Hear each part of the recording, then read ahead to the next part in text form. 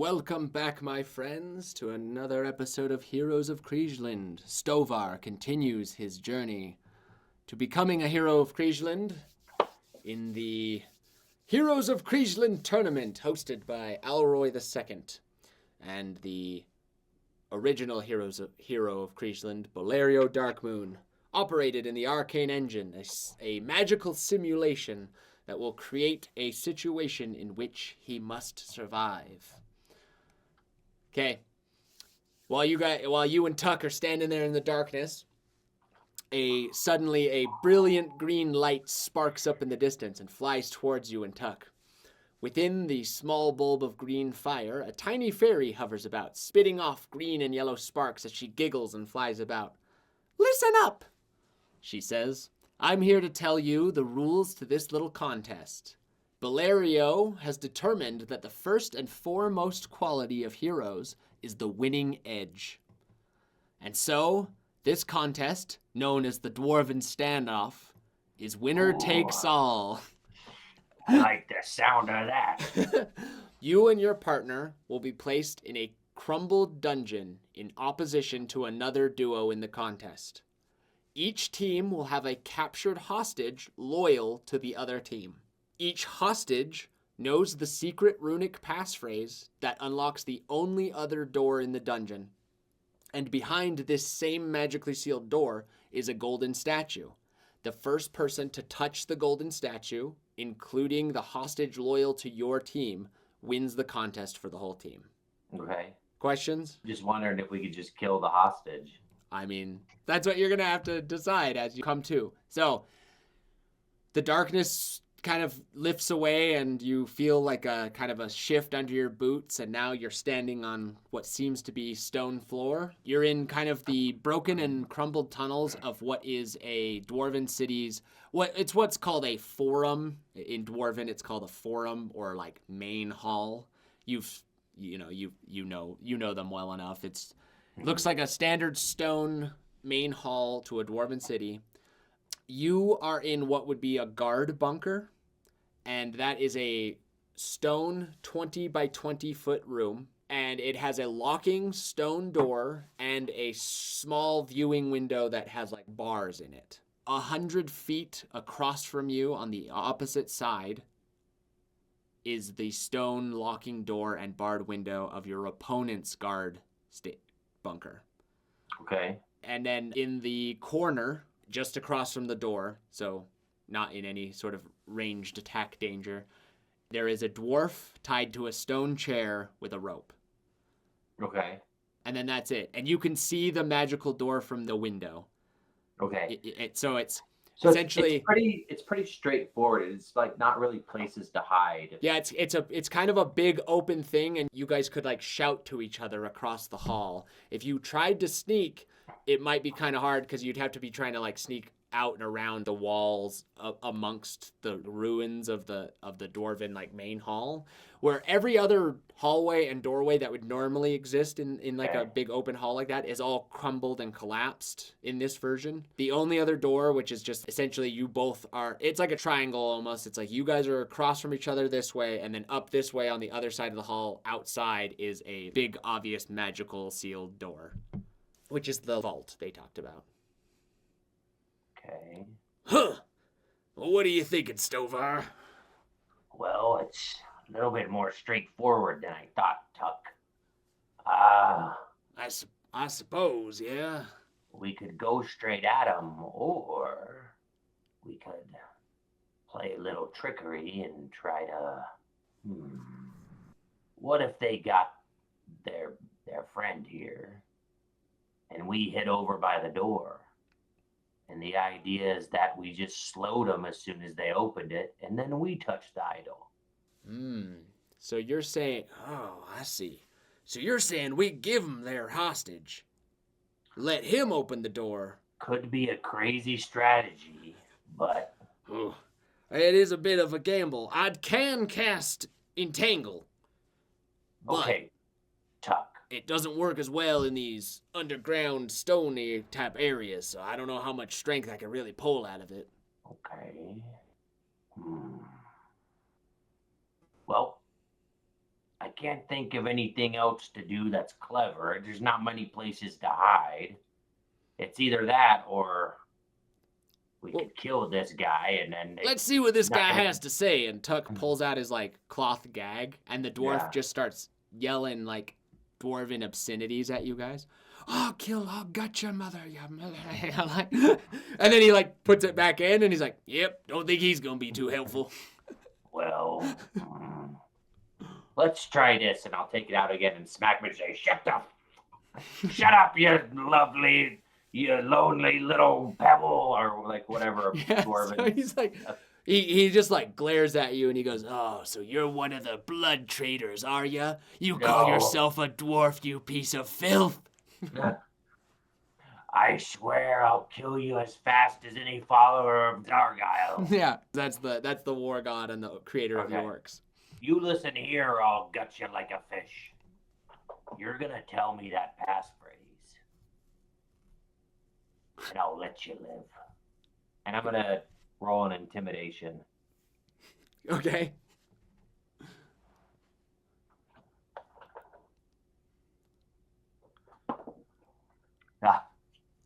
A 9. It's nothing. Okay, so he smirks for a second. He's like, all right, I'll tell you. Come here. I'll whisper it to you. Okay. You kind of like lean in a little bit, and he just like, just spits a loogie like right into your ear or like onto like the side of your face. Oh, I see. It's like, there's your passphrase, blood traitor. I'm gonna shove the gag back in, and I'm gonna give him my jab with the butt of my spear right there. Yeah. Okay, that didn't help. Yeah. All right, Tuck. What if we let him come in, and then when they got close, you slowed him, and then killed this guy before he could tell him anything? So, well, you're assuming that, first of all, that he's not listening to our plan here. He's gagged. Don't let him get ungagged. He's like, yeah, right. He's gagged, but like, he can still hear. But what I'm getting at is, so you're thinking, we're kind of speculating on what you think this dwarf's gonna do or how he's gonna act, and we don't really know. And while Tuck is saying that, you hear a voice call out like across the echoed hall of the stone from the other guard post, and it's a female voice. And she says, like, hark to my voice. I propose that we have a diplomatic hostage exchange conversation in the center of the ring, center of the fortress. Do you accept? Is this voice familiar? It is not. Okay. It's not Jody. Okay, good. I would feel bad about beating her. Well, what if she beat you?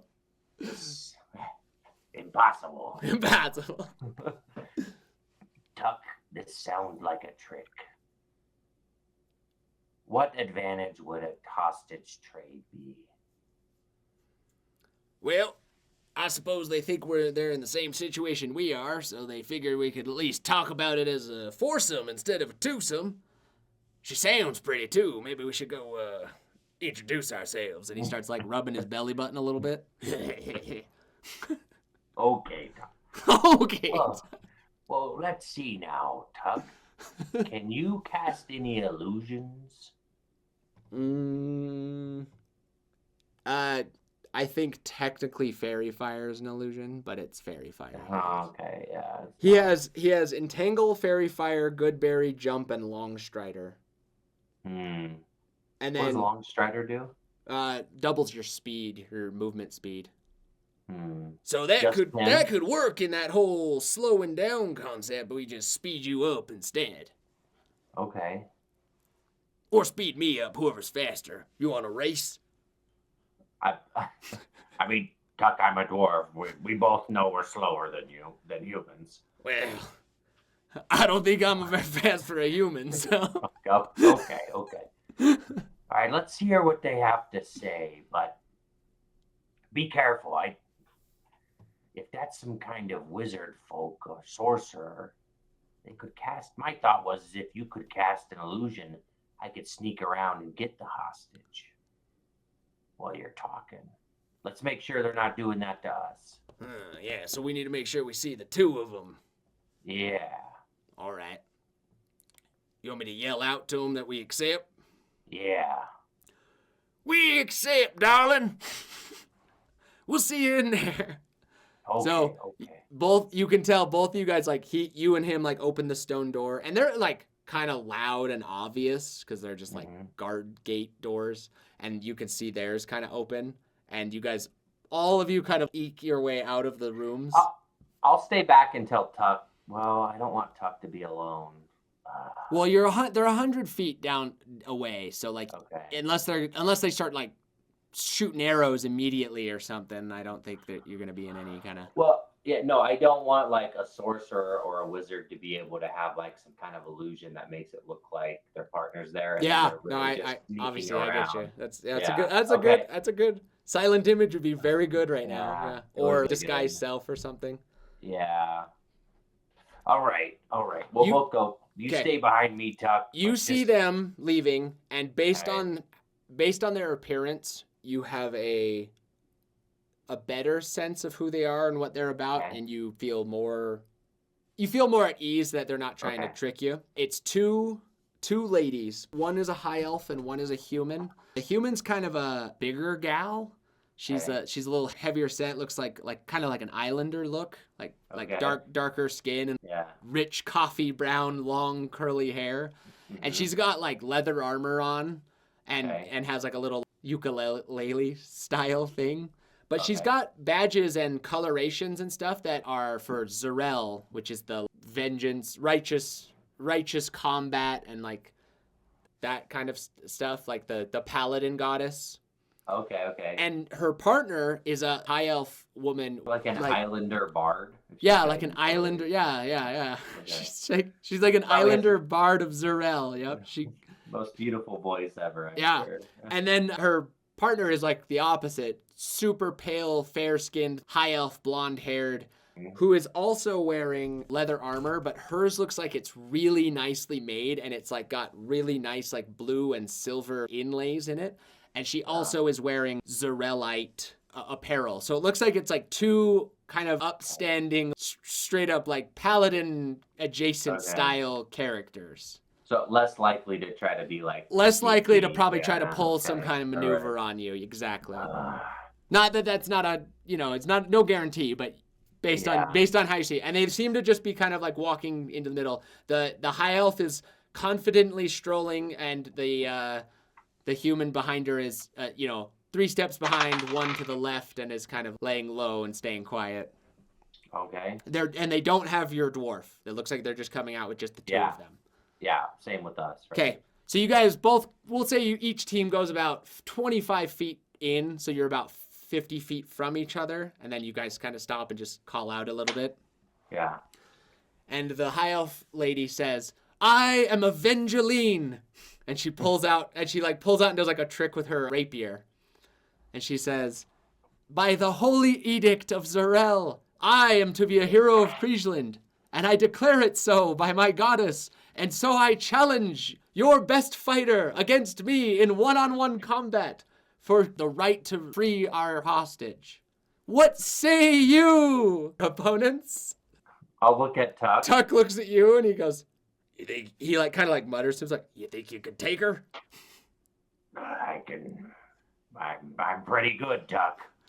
Well, does she have a sword and shield too? No, she has a rapier and leather armor. I mean, she's gonna have a hard time hitting me, that's for sure. Well, that's a good way to win a fight, I'd say. All right, here's what we'll do. Tuck is chaotic neutral, so he's gonna be like, all right, here's what we'll do. You take her on. If you win, we win, right? That's good enough. And if you lose, I'll entangle him and try to go free our hostage. Okay. Okay, you're just... Okay. I'm lawful neutral. It's like, look, if I'm out, then you try to win. That's true. You can still try to win, yeah. Okay. Yeah. All right. Sounds good. So a duel in the center? Yeah, so we accept. So just to make sure, whoever wins, that's the end of it. You guys will let us get our hostage and we win. She says, "By my honor, and by the honor of the Lady Zarel." Okay. I'll say, yeah, like, I accept. And I'll start, like, beating my shield with my, like, With your spear? with my spear as I'm, like, walking towards her. She says, "May the best fighter win." And in fact, you are both fighters, so that works. 2 level 1 fighters, 1v1. Roll initiative. Okay. Are you going to switch cameras for me so I can see your dice? I don't have my other camera set up because Okay. I don't, it's probably, like, really crappy. It's fine. But I will believe you. Just, here you go. oh yeah, you could do that. That's good. That's not bad. That was terrible. But It's just initiative. As you know, I have a good dexterity. Yeah, so I actually rolled really good. She got a, Okay. So she got 21 initiative. No, I got a 9. Okay. Okay, so she will go first. Not a whole lot she can do. We'll say you guys started walking towards each other. You were 50 feet away. Let's say you're 40 feet away for now, so neither of you are within a single turn of action. Okay. She is going to, let's see. She'll move 20 feet forward. She'll close half the distance, and she seems to cast a spell, but I will require you to roll an Arcana check to identify what she's casting because you're not. What kind of fighter knows a spell? What do you mean? A high elf. High elves get a cantrip. Yeah. Okay. Okay, I mean, 17. Okay. She's casting True Strike. Which means that she gets a what? Advantage on her next attack against you. Oh, okay, yeah. So then... So it's your turn now. She moved and cast a spell. I mean, I gotta be able to take a hit from this broad, right? She's got a rapier. They do like a D8. It's spooky. You both have second wind too, so this could get real intense. Yeah. When I drew the names to see you guys matching up, I was like, oh my gosh, this is perfect. Because this is how she would operate anyway. I was like, I don't think Kyle's gonna be able to turn it down. So. No, it's too good. It's too good. So you guys are starting to circle each other as she has her rapier out. She's just waiting for you. She has all the confidence in the world, and her eyes have shimmer with a tiny bit of magical light as she's gauging you, waiting for you to come in. Do I got anything with a bonus action? I think second wind is both of our only bonus action things right now. Yeah. So self-heal when you need it, but. All right. I mean, you got to take the advantage in D&D. So I'm gonna go in. I'm gonna go in 20 feet and just pop her. Shield up, and I'll pop her. Okay. I thought you were gonna run up 20 feet and dodge. Which would take that out. It would negate her true strike and just kind of put you back to like a standard round. But you wouldn't get an attack against her, which you could take right now. So. Well, and then what? Like if I'm dodging, then she gets the attack, and then that's true. I'll go up and I'll dodge. I'm confident in my AC. Okay. But I feel like playing the defensive game a lot of times is it doesn't work out in D&D. I know. It doesn't work out. Okay, I'll try it. You're gonna try it? Okay. Yeah. I'm gonna change D20s every time she rolls. Okay, so top of the order, she'll go again. You kind of run up, but you're like have like a defensive stance that she kind of eyes a little bit, but she goes ahead and takes her shot. It's now just a regular roll because advantage versus disadvantage. Okay, so she has an 18 dexterity, and so her plus to hit with her rapier is +6. Okay. And what is your AC? 19. Whew, okay. Yeah. But I mean that's like what, a 13? 13 or 13 or more. That's not great. She rolled a 4. So she darts in kind of like overconfidently and you just give it a quick little head dodge and tip her blade up with your shield. Okay. Right. Now's your chance. Yeah. And I'll go to give her a good jab with the spear. Okay. She has 15 AC. Okay. And spears, are they purely strength-based, or is it one of those that you can choose? I don't think Dex. spears are versatile. I think they have to Okay. be strength. Okay. They have the thrown property, which is nice, but I mean, no, Evangeline. going down. Okay, that's fine. It's 2d6 plus what, 3? Yeah. Okay. She could. Not- She would. Not She. terrible. She might live. If you roll good, she'll probably drop. I mean, I rolled a 4 and a 5. So that's So, 9 plus 3 is 12. 12. Yeah, how much HP does she got, man?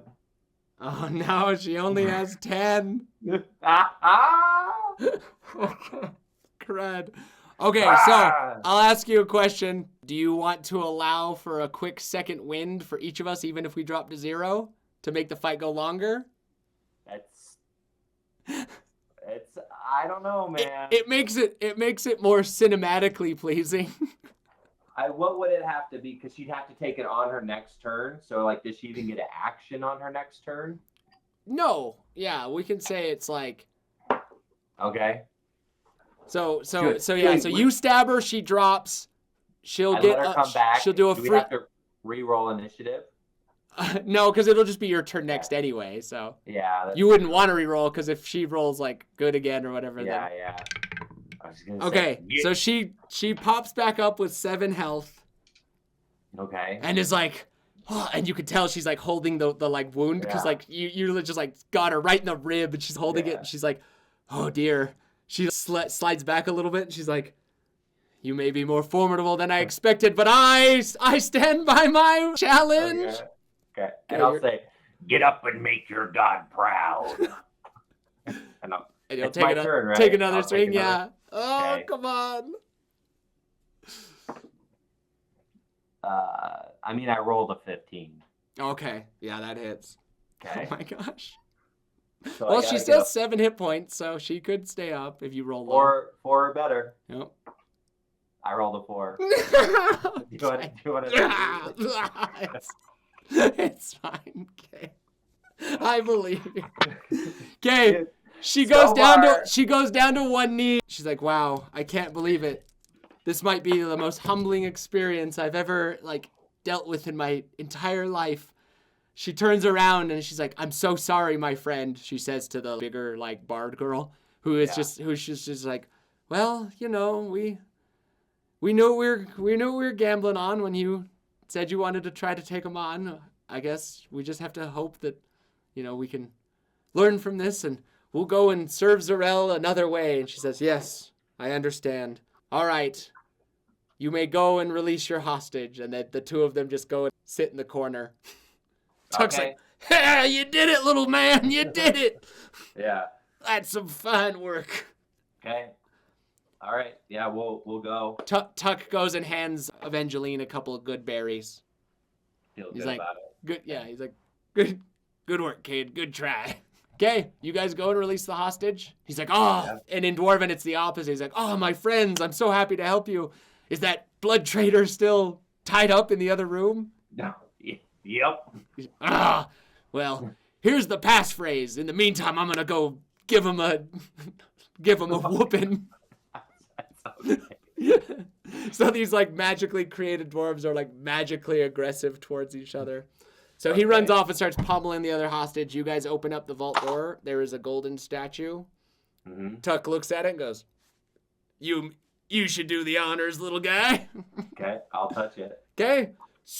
You swirl out of the arcane engine to the cheers of the crowd nearby because there are big magical portal displays and scrying orbs all over in every tavern. The gumption of Evangeline was noble, but she bit off way more than she could chew. And Stovar Eisenhart has advanced to the next round of the tournament of the Heroes of Kriegeland. Awesome.